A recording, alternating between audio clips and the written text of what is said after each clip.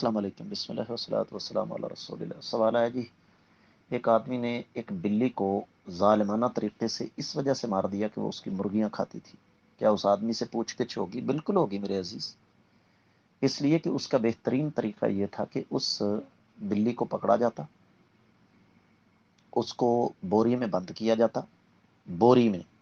Plastic کی بوری میں نہیں، یا اس کو کپڑے کے اندر بند کیا جاتا جہاں سے وہ باہر نہ دیکھ سکتی،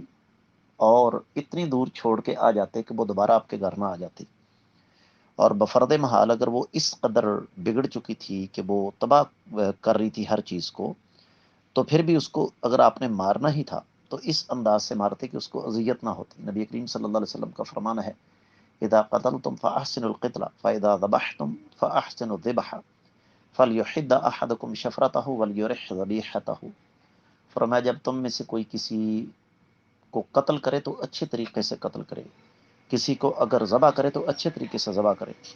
پس اسے چاہیے کہ وہ اپنی چھری کو تیز کرے اور ذبح ہونے والے کو اذیت نہ پہنچائے بلکہ راحت پہنچائے۔ ایسے شخص نے ظلم کیا ہے، وہ اللہ تعالیٰ سے معافی مانگے، اللہ تعالیٰ معاف کرنے والا ہے۔